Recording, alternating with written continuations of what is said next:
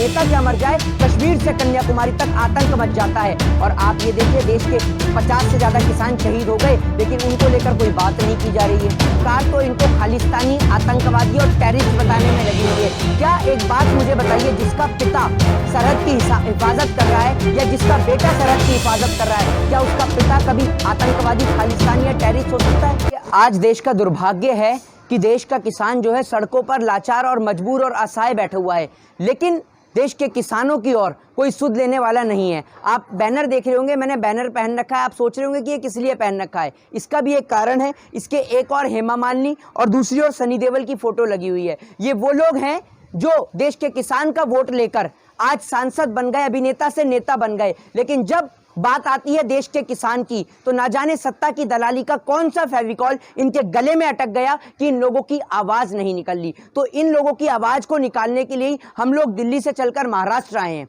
महाराष्ट्र आने का सबसे मेन मकसद ही यही है, क्योंकि 39 दिन के सफर के दौरान लगभग 50 से ज्यादा हमारे किसान जो हैं वो शहीद हो चुके हैं।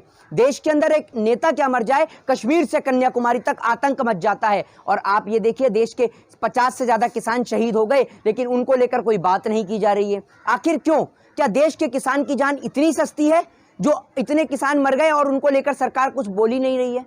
सरकार इनकी मदद कहां से करेगी? सरकार तो इनको खालिस्तानी, आतंकवादी और टेररिस्ट बताने में लगी हुई है। क्या एक बात मुझे बताइए, जिसका पिता सरहद की हिफाजत कर रहा है या जिसका बेटा सरहद की हिफाजत कर रहा है, क्या उसका पिता कभी आतंकवादी, खालिस्तानी या टेररिस्ट हो सकता है? इन लोगों के मन में जरा सी भी संवेदना नहीं बची हुई है। आप ये देखिए, देश का किसान बैठा हुआ है ठंड में, एक और ये नेता जो चुप बैठे हुए हैं, मौन बैठे हुए हैं। इन लोगों को जगाने के लिए ही हम लोग यहाँ पर आए हुए हैं। आज देश के किसान को, मजबूर, लाचार, असहाय, वो किसान जो जब अनाज पैदा करता है तो लोगों का पेट भरता है, आज वो अनाज उगाने वाला किसान सड़कों पर बैठा हुआ है, लेकिन कोई उनकी सुध लेने वाला नहीं है। एक बात मुझे बताइए कि टावर जियो के उखड़े हैं और नेटवर्क सबसे ज्यादा आप देखिए पत्रकार लोगों का जा रहा है और उससे ज्यादा नेटवर्क जा रहा है देश के प्रधानमंत्री जी का। टावर जियो के हिल रहे हैं तो आपको क्या आपत्ति है, ये तो बताइए। एक बात मुझे बताइए, प्राइवेटाइजेशन बिजली का हो चुका है ना, तो अगर आपके घर में कोई टावर लग रहा है तो आपको उसका पैसा मिलता है या नहीं मिलता? मिलता है ना। तो देश के किसान के खेत में जब टावर लगा हुआ है तो उसको पैसा क्यों नहीं मिलता?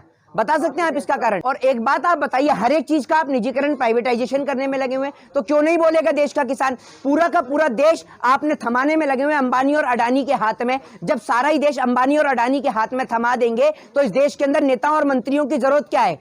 बिना बात का वेतन भत्ता क्यों लेते हैं ये लोग? ये नेता जो एक बार सांसद बन जाए तो इनको पूरी जिंदगी भर तक की पेंशन मिलती है, और वो पेंशन कहां से मिलती है? इनके पिताजी क्या दहेज में हिंदुस्तान लेकर आए थे, जो हिंदुस्तान की जमीन को बेचने में लगे हुए हैं? देश का किसान अपनी मर्जी से फसल नहीं बेच सकता और ये लोग पूरा हिंदुस्तान बेचने में लगे हुए हैं। दहेज में लेके आए हैं, तो बताइए हिंदुस्तान को कौन लाया है दहेज में? सरकार क्यों दबाव में नहीं आएगी और सरकार बिल वापस क्यों नहीं लेगी? देखिए, आप इस देश का शायद इतिहास भूल गए हैं, तो मैं इस देश का इतिहास दोहरा दूं। 1947 से लेकर आज 2020 के दौरान देश ने इतने बड़े बड़े विश्वव्यापी आंदोलन करे हैं जिनके आगे देश की सरकार नतमस्तक हुई है, और मुझे पूर्ण रूप से यकीन है कि इस देश की सरकार देश के किसान के आगे नतमस्तक होगी और देश के किसानों से माफी मांगेगी और तीनों काले कानूनों को वापस लेगी। आज देश का किसान अगर मजबूर है ना, तो वो इसलिए है कि देश का अनाज तो हर एक व्यक्ति खाता है, लेकिन साथ देश का आज किसान का कोई नहीं दे रहा। हर एक व्यक्ति को कम से कम घर के एक मेंबर को घर से निकलकर किसान आंदोलन को सपोर्ट करना चाहिए, क्योंकि अगर ये किसान नहीं रहेगा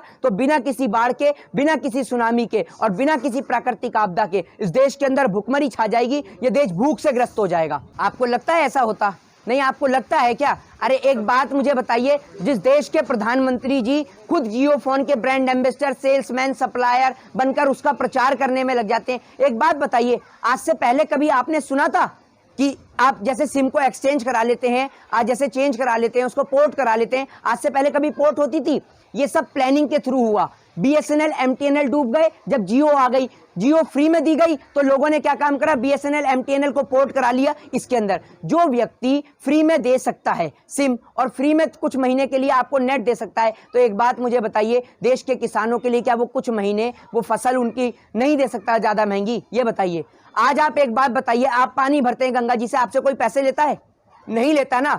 तो जब फ्री में मिलने वाला पानी मल्टीनेशनल कंपनी 10 रुपए लीटर, 20 रुपए लीटर किनले और बिस्लरी के जरिए बेच सकती है, तो सोचिए जब इनके हाथ में किसान की मंडियां आएंगी तो जो आलू आपको और मुझे 10 रुपए किलो 20 रुपए किलो मिलता है ना, वही आलू का दाम 200 रुपए किलो 300 रुपए किलो हो जाएगा और आपको और मुझे मजबूरी में खरीदना पड़ेगा।